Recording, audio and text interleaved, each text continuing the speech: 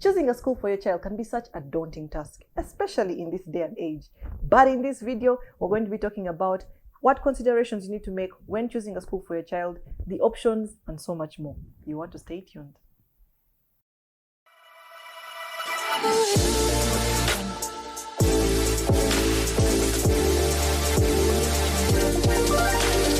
So, my son is almost 4, and I've been, so many questions have been going on in my head. I've been asking, oh my God, which system should he use?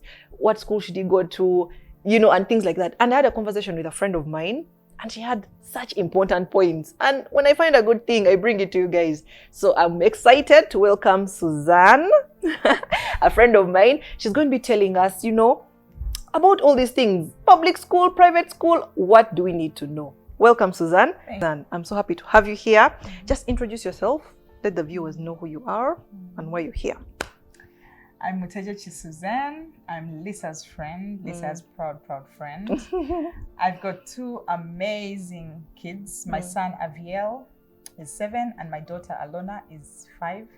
Okay, she's 6, but not so nice. You don't want her to grow.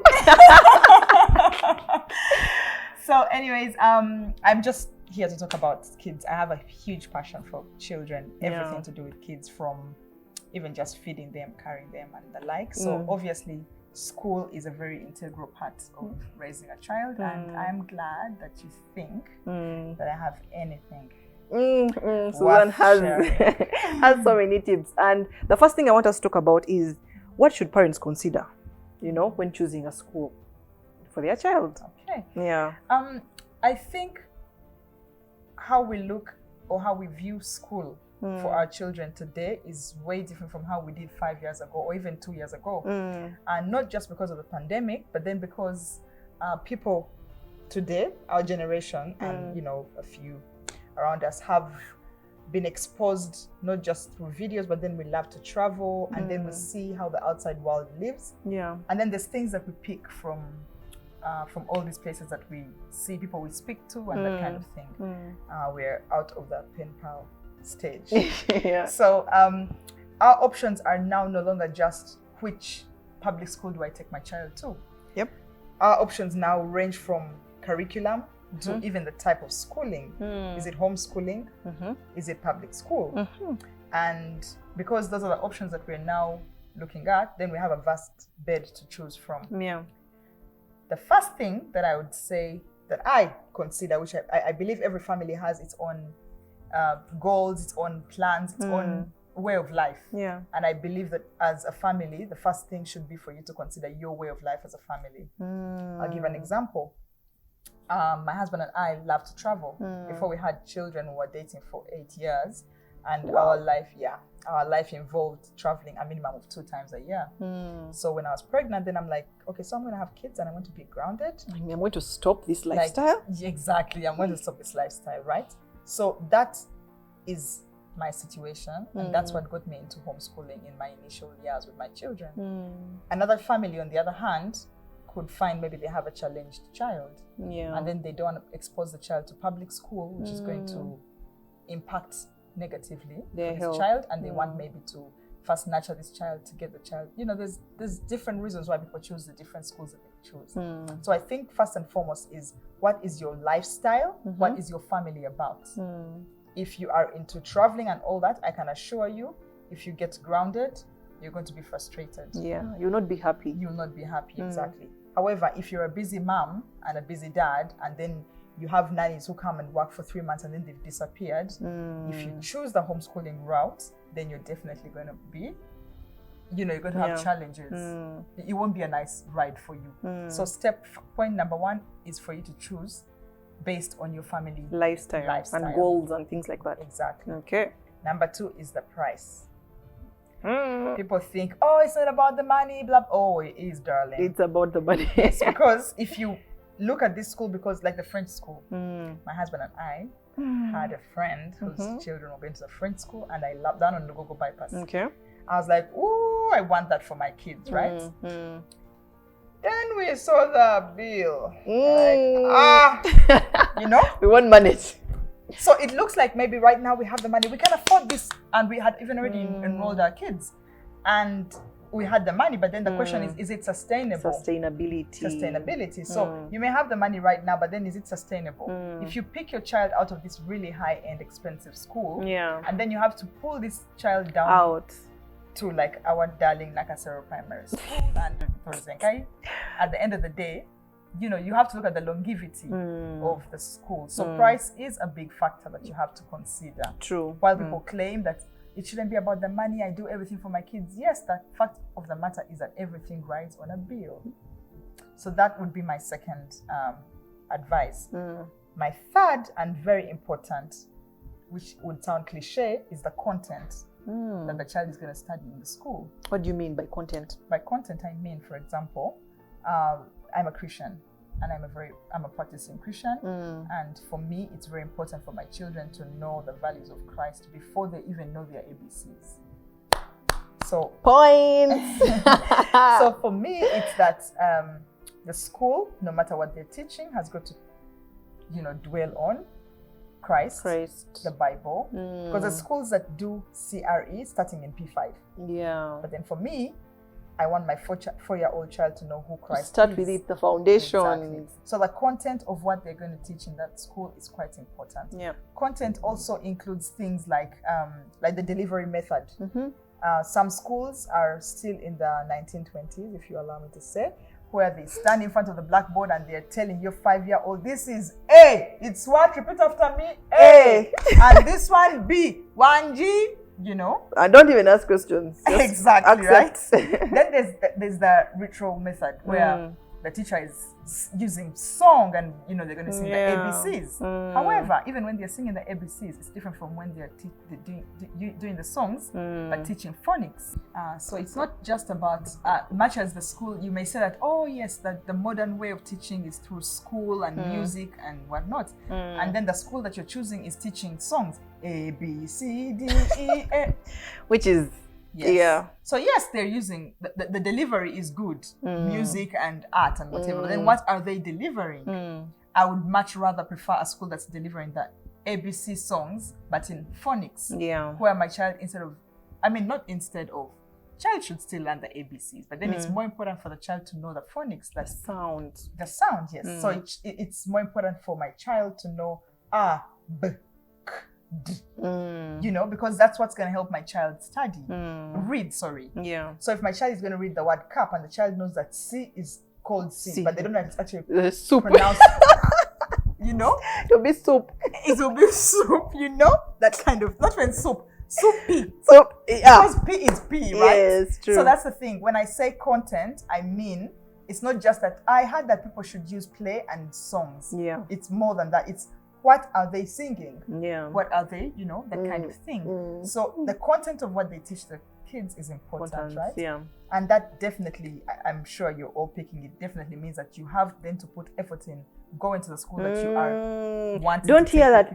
Suzanne talk here. Let me just take. You know, go and check and inquire and find out. Because another thing that's also important when you're choosing a school is the reception that you get from the school. If a school does not want you to know what's going on, question mark. That's true. I tried to take King to a certain school when he was a bit young before I decided to stay home, and they would not allow you to visit. Like I say, I want to come and just see what you're doing. Don't. You must inform us earlier. What are you hiding? Exactly. What are you hiding? It's not a play or a show. I want to come and make sure my child is on, you know. I feel like a school that's more welcoming and willing to answer any random questions and take you around their school has nothing to hide. And then in that process, then you will know. I'm such a kajanja parent. But for me, when I'm choosing a school, you're the one. I'm the ones who will be like, okay, he's say 3 years. Can I see the 3-year class? And I want to go there and see the teacher in the classroom with these random children who I don't even know. But I want the school to be confident enough to let me take a walk through their school, because then that means that that's their norm. But if I have to make an appointment, I know schools have all the reasons why appointments are important. But at the end of the day, it just simply means that you are not confident that if I walk into your school, I'll find you're going to be on point. So for me, that's also important for me. And then when I come into the class and I find the teacher seated on a mat with other 3-year-old children, warmly interacting with them, that's different from when I find a woman standing on the board. Hey, you! what? You know, I that's important for me, really. Yeah. We grew up in a corporal way, and I'm not saying it's bad. People always say, but us, we turned out fine. Oh, yes, we did. We are in a changing world. Yeah, things are changing. So if your child is going to be raised in a corporal way, and the other child is going to be raised in a different way that instills confidence in them, because the fact is that our generation, confidence was built either by character traits, not from the school. Yeah, you either had it or you didn't, right? And yet today we're in a fighting world. So you need to know that, yes, you turned out quite well because you are in that world. Your child is not in that world. I have this discussion with my siblings. My sister lives in Scotland, and her kids, there's things she wants them to learn from Uganda, from Africa, and the like. And then because my kids have, had a bit of that world, a bit of this world, there's things she wants her kids to also do like my kids. And I said to her, listen, for my kids, it's necessary for them to have a bit of the African way and a bit of the Western world, because that's their world. But for her children, their world is the Western world. End of discussion. So if you're fighting to instill these, there's morals that are important, but there's also ways that that's not their world, right? So in our day, the corporal way was our world, and that worked. Yeah. We need to appreciate that the world has changed. So the corporal way instead makes a child more rebellious. Even you find like a 5-year-old shouting at a parent and spitting at the parent. It's because that's the world that the child is living in. Then for you think it's back in the day where even at the age of 10, there was no way you're going to shout at anyone who's older than you. Yeah. Because that was our world. So much as people say, oh, but kids of these days are spoiled. They are spoiled, yes. But this is their world. So work with our spoiled world. Hey. Yes.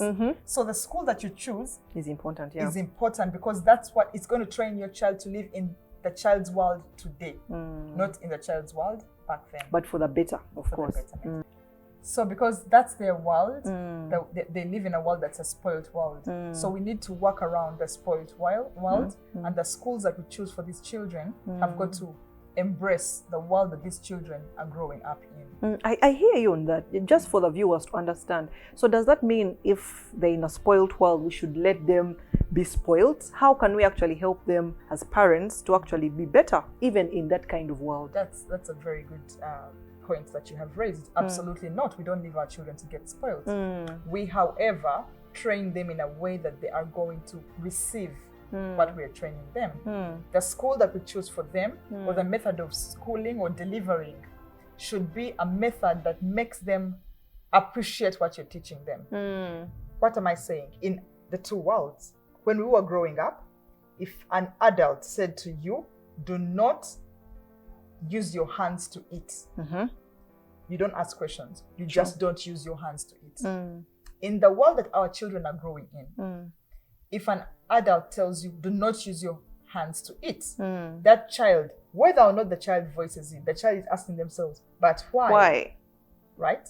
So because we're in a different world, don't use the dictatorial method on a child who's not living in a dictatorial world. Appreciate that the dictatorship ended in your days. The days that we live in today are the days where a child will challenge, and you don't want the child to have the bad manners.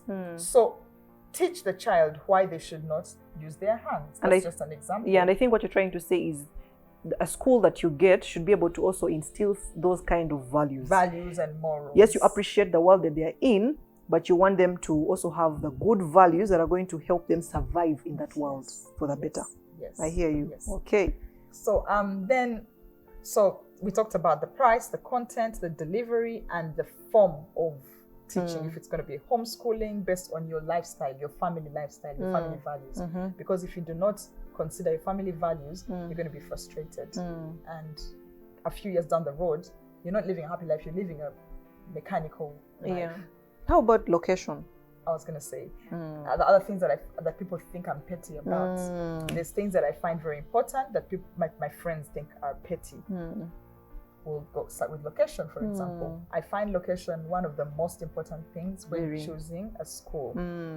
You find a person has to drive an hour to take a child to school. And the little one is like 4. Exactly. So what time do they wake up? And then the parent is going to defend this by saying, but I work that side. Oh, thank you very much for working that side. Your child does not work that side. So this kid has to wake up at 4 a.m. to get ready and leave the house by 5 a.m. So that you drop the child at school at 6 a.m., now you're looking at just the morning, which is really obscene. But then what about the end of the day? The child comes from a hectic day at school. The child is hungry and is ready for dinner, bed. These days, they even give homework, like 900 kilograms of homework. So now this kid finishes school at 4 o'clock. Then you have to sit through traffic for like 2 hours. The kid gets home at 7 or 8 in the night. And then starts, bathe, have dinner, do your homework. Don't doze, please. Finish your homework because tomorrow they're going to beat you up. I know. It's really unrealistic. Yeah. But if your child is studying, I know people say there's not many good schools, blah, blah, blah. If you just get the best you can, that is, you cannot meet all the criteria. Get the key needs. Yes, the key needs. But if location is as important to you, then that should be a priority. Because if your child is studying near home, you can even arrange someone to pick the child up when the school is done. Your child gets home. My kid's school is literally 5 minutes away from home. So even if I'm busy at work or whatever, someone can go and pick the child from school. At 4 o'clock, the kid is home. The child has time to bathe, play, eat something, do their homework. Like the kid can do all these things. But if the school is so far because you work that side, mania, at the end of the day, it's not fair to the child. So location is important. For me, playgrounds and extracurricular activity very, very key. Yes. And because I'm a hands-on mother, it's actually more important to me that the school has extracurricular activities than having 9 subjects in class. Because what you do not feed them in, say, literacy, I will try at home. But I cannot make my child, I need my child to love to learn. I need my child to enjoy school. I don't want to have to fight with my children to wake up in the morning to go to school, because if you train them that school is bad, it's reading, going books, to be bad exams. Forever. I know. Exactly. Yeah, they don't love it. So school has got to be a place where my baby goes to have a good time. I don't have to force my child to go. And this stage that they're at, 4, 5, 6, 7, 8, this is a stage where you are imprinting on your child. So if you imprint that school is negative, I can assure you in secondary school, you're going to have a hard time. I like what you say about co-curricular activities. I also want my child to learn how to play instruments. Maybe to learn a skill, or to dance, or to ballet, or something. Thanks. So I don't want also a school that is just going to be there, homework, work, and that's it. No, engage the kids in different things. I think that's very key for me as well. So, like I said, the co-curricular is quite important. And what does co-curricular entail for me? Let's please remember that, like I said, we're all individuals. And so I may have 50 points, and out of 50 points, there's only 5 that appeal to you. That's what you go with. So for me, my idea of co-curricular has got to entail sports for fitness. Because right now they may not be obese, but then we're in, you don't know. It starts from somewhere. So if your kid is not used to running and sweating, at the age of 15, you won't tell a child to run and sweat. But if the kid is used to running and sweating, that's good. But it's also good for the children to expel this extra energy that they have. So if the school has like some 3 centimeters of playground, there's nowhere to run. There's nowhere to to play and have a great time. But then also smaller things like, it may not even like things like a small farm. A farm. I know that's like where you get that school? You think I'm petty, but the schools actually are there. They don't have a farm that has 10 cows. No, but then they could just have 1 hen, 1 goat, 1 sheep. But Suzanne, don't you think some of those things? I've said sheep, I've lied, but anyway. Don't you think some of those things parents need to take charge of, like at your home? Why are you giving the school all things? That's why I said. That's why I said that there's so many things that we want, and if you can't get there, if there's 10 things that I want and the school gives me 8, then the school works for me. But have those things at least clear. Okay. But then also, guess what? When I say farm, people are like, that's madness. No, it's not madness. There's schools that do not have farms, but you find that in their program, they have a day when they visit the farm. Do you believe that there's children in this day and age that have never seen a hen except on their plate? You're right. I kid you You're not. right. Actually, I remember when we used to be in school, they'll teach us about leaves, types of leaves, compound, the vein. You don't even know how they look like. what they look You know, like, but these exactly. days, you know, schools They are literally bring the and show you the leaf. hands-on. Exactly. I get so that's that. the thing. So the school may not have these animals, but then at least in their program they should know, maybe P1, at least they should go and visit a farm. It's fun for the children, and then they get to see these animals. You teach them domestic animals and wild animals. But now, Domestic. in the exam they put for you lion as domestic, because as far as they're concerned, everything is seen on TV. And in the cartoon, the lion was At Pumbaa. home. That's Kagai's Simba. name. Simba, right? Domestic. But then if you can have a, visit the farm, there's things that I know will seem like, but that Too list much. is so long. It's fine if it's too long. What you just pick what's important to you. Yeah. For me, that scarf farm is important. But anyways, there's also an option of, like my house, which is quite funny. I have a goat.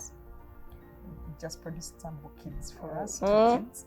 But we have a hen, we have 5 dogs, we have 3 kittens, 5 dogs. we have a bunny, So if For teaching, yes, mainly? Of course, it began. Okay, now I also love animals. Okay. So, but it began first, like you brought your hen to eat it. Then the kids love it. Then you're like, they're now saying, let it produce some eggs and they see. Then they pick the eggs and they get They that learn the the lesson. So when they're in school, when they ask about hens, for them it comes off easy. so It's not for naturally. cramming. I see Yes. many times our school system, you have to cram. This is this. But you see, when you leave that, when you leave it, you see it, you engage with it. And people think that these are things for a higher studying time, a higher time in school. But no, they are not. When the child is in secondary school, for example, they are too busy learning the anatomy of a woman, manya what.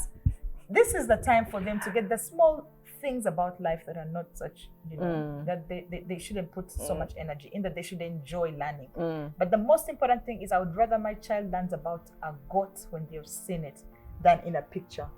That's So the kind true. of thing. So true. So, like I said, the school may not have all these things, but like the animals, like I said, you can have a cat, at home or whatever. But if you can't have those things, then the school should have a school trip or whatever. If the school doesn't have a school trip, plan to do your own school trips. That kind of thing. I like what you're saying. So from what you're saying, I hear that before you actually go to start looking, have a list. Yes, absolutely. That's what I'm saying. They could Don't be go and say, 10 that's nice. I would love that. Have your list first. Farm. So that now when you go, you start ticking. They don't have this. They don't have this. That guides you. I've picked that point. Great. Great. Then, class size. I'm also big on class size. Teacher-parent ratio is very important, especially for the younger children. I don't expect a teacher to attend to my child if my child is one of 50 children. 15 is a lot. Yes. However, if it's one of 20, that's okay. So a teacher-student ratio is important, and I don't want that. I don't want Wolokoso. Like, don't converse for me. I want Take to me see. and I see. You want to see live? Like, if actually you're saying that you have one teacher for every 12 kids, so you have a ratio of 1 to 12, it means that if I reach the class and it has 24 kiddos, I need to see 2 teachers in the classroom. Which some schools these days, by the way, have realized that some Kajanja parents are making it difficult for them. They actually have adjusted, and then schools have smaller classrooms. Back in the day, you would sit in a classroom and it's like a whole hall, and then over you're tickling your friend, over you're pinching your friend. The teacher doesn't know, and you're too Yes. far for them to You're too reach. far for them to reach. Or they're also exhausted. Like the ones in front here already enough headache. If you start those ends, just will do your bad manners. The teacher focuses on the first 2 rows. Exactly. So teacher-student ratio is very important. School menus are also important. Hi, Suzanne. School menus. School menus are important because I'll tell you, there's a school, I love it. I won't mention names. Okay. I loved it. But you tell me. You tell me. I will. When I stopped homeschooling, that's the school I took my kids to second. Oh, I'm never shy to change my children's school. I think you're the best school for the kid. I put my kid in there. And if it doesn't work out, I take my baby out. Because right now they're still little. And this is the time I can afford to change the school to give them the best. I would rather change the school and keep my child's integrity, keep my child's love for school and all that. It doesn't distort the I don't know. So They have made friends. They've made friends, yes. And then also what I do is when I change schools, I try and keep in touch with 1 or 2 friends that my kids actually like. Okay. I've changed schools 3 times. And yes, and I'm very fine with it because I've not seen any. By the time you change, you're not changing because the teacher talked to me badly. It's not about you, girl. It's about your child. So if your child is not happy in school, that's a red flag. Now, I don't say the kid came home unhappy yesterday and therefore take the kid out of school. No. However, because you have your most important things to you, if they're not working out really as you expected them to work out, and there's another school that's better, parents will say, no, I don't want the kids to keep changing. And no, that's not it. And I picked this from my parents when we were little. I never changed school in primary, but my little sister changed schools. And when she finally got to the school that she was finally in for P4, P5, and P6 and P7, it was such a relief that she had changed the school because the other school just was not working for her. And I was like, hey, they should have changed that. Because you find that schools, maybe schools have changed leadership. Yes. So things change. Yes. Yeah, you started out well, schools also, they have their plans, and then after some time you start to the school, and for them it's business, but before you start to the school, and the child ends up having a bad experience. So you have to keep seeing, does the school still match everything that I wanted? So anyway, my kid's second school ticked so many of my boxes. But there are many. Was, I think, in trying to attract parents. For break, they would have mandazi, over some chips, ramanya what. I mean, they don't allow you to bring in your own snacks. Then they would give them milk with sugar or soda. My kids have been trained. My son, I told you, is now 7. Even if I wasn't there and you offered him soda, he would not take it. Susan's kids, goals. So they know sugar is not good. They don't just cram that it's not good. They know why it's not good. They'll tell you about what it does to the body, blah, blah, blah. I talked to Suzanne's son recently, and he was telling me, when you drink sugar, it affects the liver. 7 years. She was drinking soda. I was like, wow. Continue. Yeah, so I'm trying to teach my children this at home, and then they're coming to school, and then for break, you're giving this child soda. And then he's explaining to the teacher, he's like, no, but this is not good. Please don't give it to my sister. Can we check in her class if she's, that kind of thing. And then that's what they've brought for break that day. It's, soda. But that's what I'm trying to teach my children not to do. Yeah. So then lunch, they would have chips. Basically, they were living my life, but because for me, because things work for me. Give me chips, please. But then for my babies, that's not work. Yeah, you want your kids to eat vegetables. And now, fine, don't give them vegetables, but don't give them chips and all that junk food. When I'm trying to teach them healthy living. Yeah, healthy living. So then the menu was important. And when I was joining the school, they gave me a different menu. It had rice, fish, manya what? They change it like sure. No, they are on chips. I'm like, excuse me. The mandazi, this is so funny. Oh, I'll say it. I love mandazi. So the rule was, is mandazi good for you? No, mommy, because they put sugar. No, okay, so what you do, pack it, and I see it. And you wanted to eat it? My husband was always, but are you serious right now? And I used to eat that mandazi. But it's not what I wanted my kids to be eating or what they should learn. Let me give them mandazi on my weekend, or if I want to give it to them at home. You make it the way you want it. So if in your household you're okay with poor eating manners, that's fine. For me, because I love sugar and I have very poor eating habits, I do want my children to follow in my line. So that was important. The menu was important. My kids needed to learn. Now the school they went to next, they would have bananas for break with juice, not soda, or water. They were clear that my kids don't want sugar. So when they would serve milk, my kids would get milk without sugar.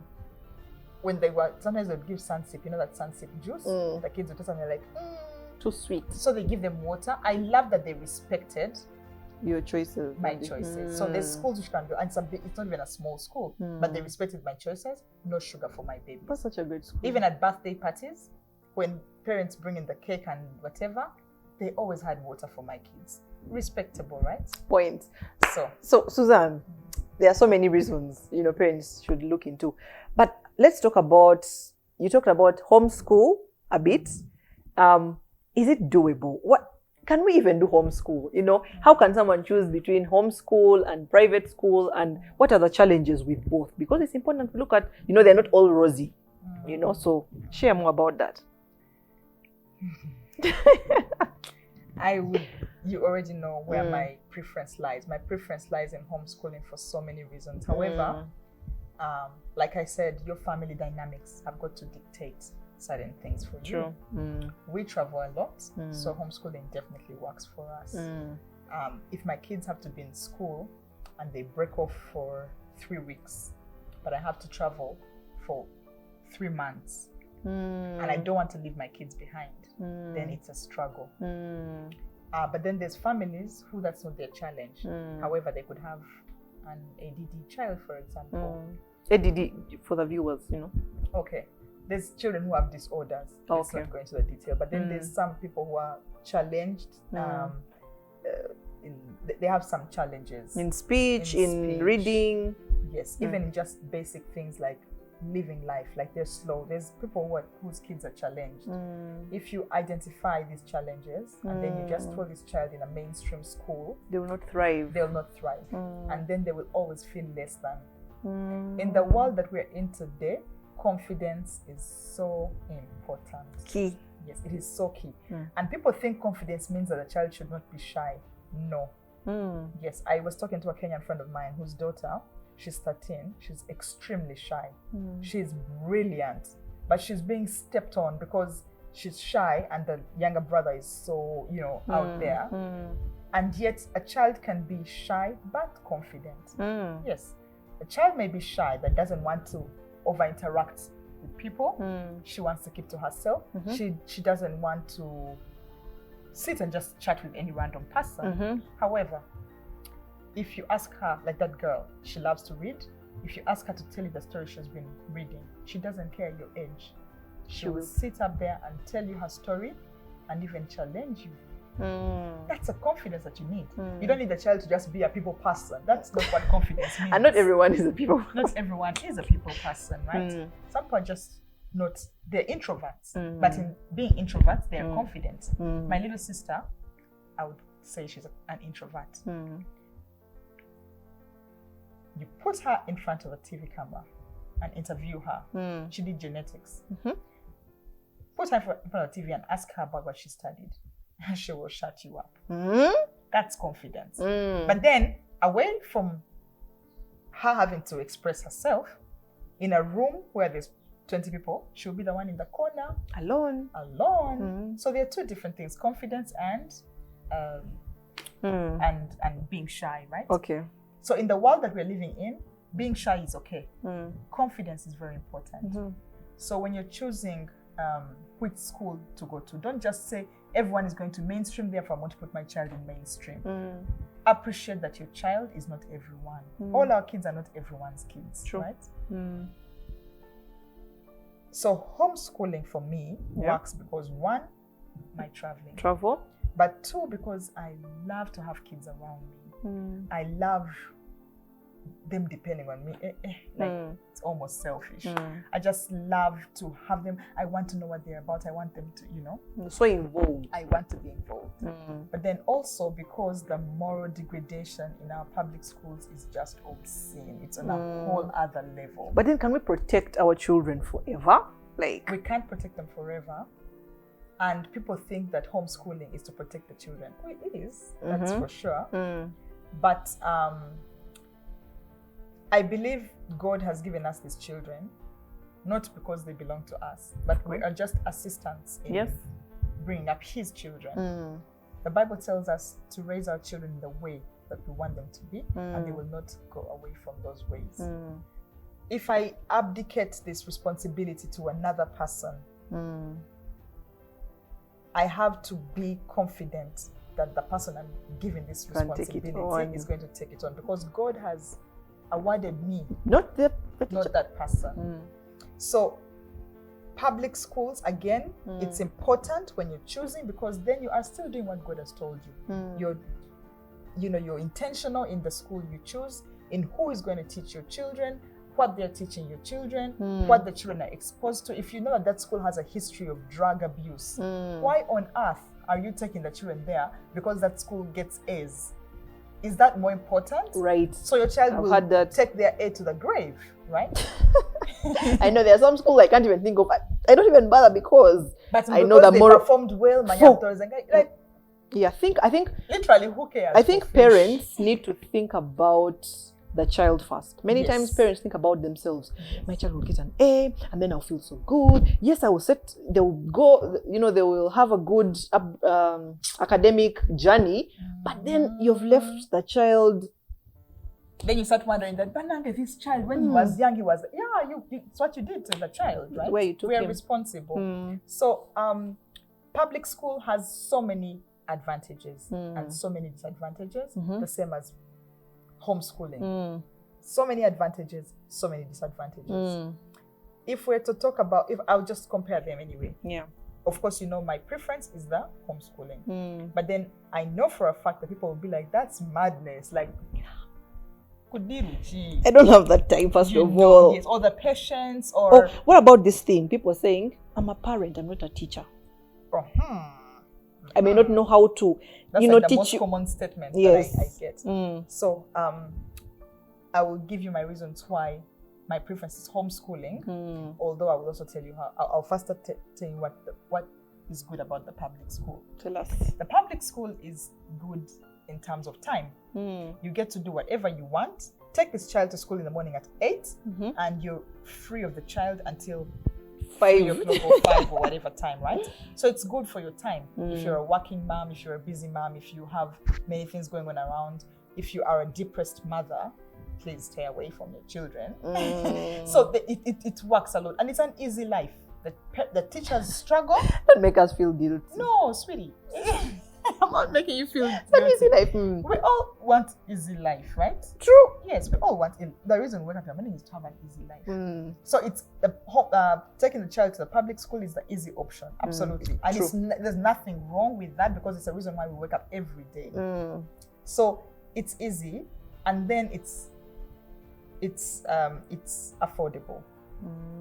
It's affordable, and I'll explain why. But then because at the end, I have this bill of say 3 million shillings for the next 3 months. That 3 million shillings caters for my child's lunch, and it caters for my child's childcare, right? So there's families that can even afford not to have a nanny and all that headache that comes with maids. Because their child goes to school in the morning at 8, all you did was to prepare breakfast, right? Then the kid comes home at 5. Dinner only, right? So it's an affordable way of life. And again, nothing wrong with that because we live our lives for the satisfaction of knowing that you have achieved what you have to achieve in the easiest way possible. Easiest way possible. So that's good. It's also very relaxing because teachers are trained to look after children, whereas nannies are not trained to look after children. So when the child is at school, you're sure there's things that are going to be in place. If the child falls sick, they'll call you. It's a relaxing option.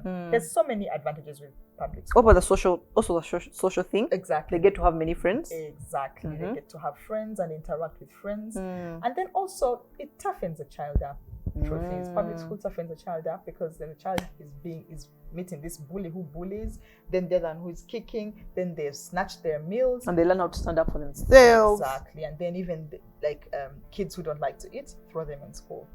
They learn to eat because their neighbor will eat their food every now and then. They will wake up, There's so many good things with public school. There's so many things with homeschooling.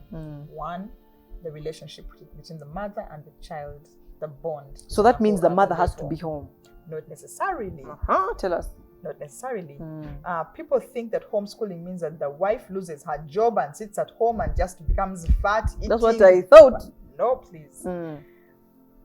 Things have evolved. That was the traditional homeschooling method. But things have evolved. I'll tell you how I do my homeschooling. Okay, so before, when my kids were much, much younger, I used to do the homeschooling myself. I'd get the curriculums and pick what works for me. I was looking mainly for, like I told you, Christian-based curriculums. So even my phonics were the Christian kind of thing. And I was doing it myself. I would spend my time with my babies. I was still a working mother, even as I was homeschooling. I just scheduled my time. I'm in construction, so I would schedule my time. My days would never start before 1 o'clock. My client meetings were after 1 o'clock. My work, my sites, my blah blah blah after 1 o'clock. So what I would do is in the morning I'm teaching my babies, and then my children's school ends at 1. Then I now go and do my other Work. mainstream work. That works. And then now my kids are older, and they need more time. They love school. So at one point when we come back, we decided, you know what? We were going to cut down on our traveling to once a year, and then we put them in the public school. Because like I told you, they also have advantages. And then I met challenges. I was like, right? So things like the pace at which my kids were studying, my son at the time was, when he went into public school, he was 4 years. But in terms of class, we were doing things for a 7-year-old. Because if it's just me and him, you pace him and take him further. The pace is definitely much faster as opposed to a person who is in class with 10 other or 20 other kids. Whether or not Aviel has understood the concept that she's teaching, she has to confirm that everyone else has understood the concept. So you're waiting. And then, unfortunately, sometimes you assume that they've all picked the concept and you proceed to the next concept, but maybe they've not understood the concept. And we all know that nursery school and primary school is the foundation of our education. Secondary school is advanced education. Just the cherry. Nursery and primary are the basis of our education. So if you mess around with that, then you might as well just go and eat eggs and lay eggs. You know? So you may move faster because you think everyone has gotten the point, but some kids in the class maybe have not. Or you may move so slow that the ones who have picked the concept are so bored. My son was so frustrated in class. He would go to class and they're teaching. At his age, they were still first teaching the ABCs and sounds. In 4 years. Because 4 years, they're still doing. Or they're doing only 2-letter words. This boy could read a newspaper by the age of 4. Yes, those are because it's just us, It's so not that he's the smartest person on earth, but because I'm pacing him. Like if today he struggled with the word thorough, tomorrow I'm going to start with thorough. But if today he picked thorough, tomorrow I'm going to go to a tougher word and then come back to thorough just as revision. So of course you pace your child as you please, right? Then that time which is wasted in saying, class, silence, all that is not there. That time is not there, right? So at the end of the day, my child is definitely going to move at a faster pace. Now, when I put him in mainstream school, in the public school, he was challenged to the point that the teacher one time told me that she was teaching, you know how they do the phonics, like sounds, and then Aviel just goes like, oh no. Not again. He was like, oh no. And then he gets up and goes to the back of the class. They had toys at the back of the class. And he starts playing. So this lady is like, Aviel, why are you playing? Then she's like, because we are doing again. Okay, can I please play now? Then she says, after class you will play. Then Aviel goes like, but is for son. What she said like 4 words. And then he goes like, and after you're going to teach us which is for apple, and like he was just I'm done. Like this repetition. I'm done. I can't. And that teacher, fortunately, was I liked her because then she said to me, your child is being frustrated in this system. Because he already knows all that we're teaching. He's in this class because of his age. But then he's already studied all these things. He's frustrated. Talk to the admin and see if they can put him in a higher class because he's frustrated and he's going to think, actually, they even can get a complex.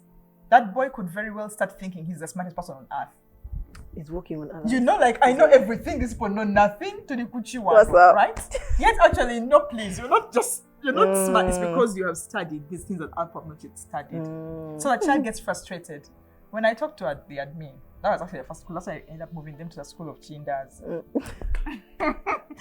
I talked to the admin, and this lady, to my face, said to me, when I enrolled your children, when I enrolled your son, I expected 3-year tuition out of him. This establishment, like for real, it costs money to run a school like this. What? Like she said, my husband was seated there with my little girl.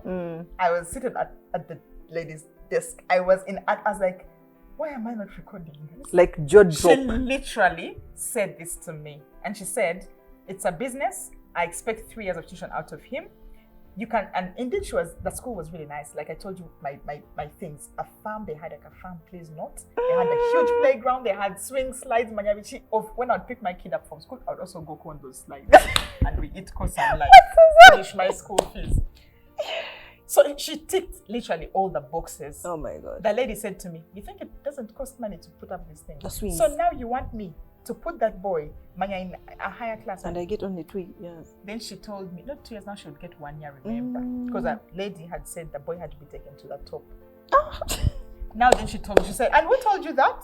Then I said to her, teacher, then she goes like, and why are you listening to her? Is she admin? I'm like, because she's the one who spends time with my baby. She knows my child. Of course she's the one I'm going to listen to.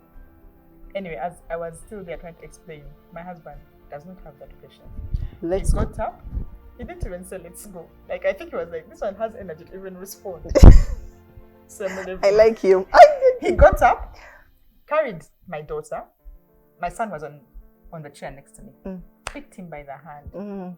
They walked out. Now I'm thinking that's quite rude, but I don't. This lady is also rude anyway. I'm still whether I saw them. They went to the swings. I think they were like, damn again. Let's finish our swings. They went to the swings. Finished properly.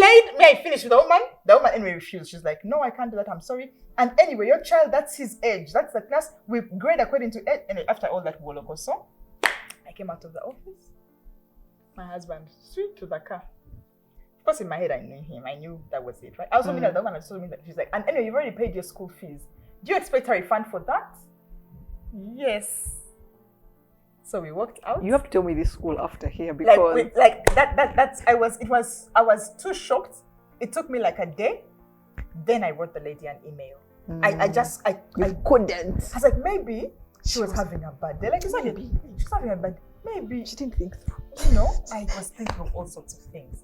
Anyways, there's schools that will fit everything, but when your child is in there, your child is not getting what you want from the child. So it's ticking every box, but it's just not the right fit for your child. So that's how I went into now the mainstream. Anyway, then I moved to another school. That is a long story. Wow, Suzanne. Suzanne has given us so much information, and you will agree with me that there's so much to take in. So I think, Suzanne, don't you think like we need to do like a part 2? Like to finish up, everything and try to exhaust everything according to our ability? Yeah, I agree with you. This is me trying to be brief.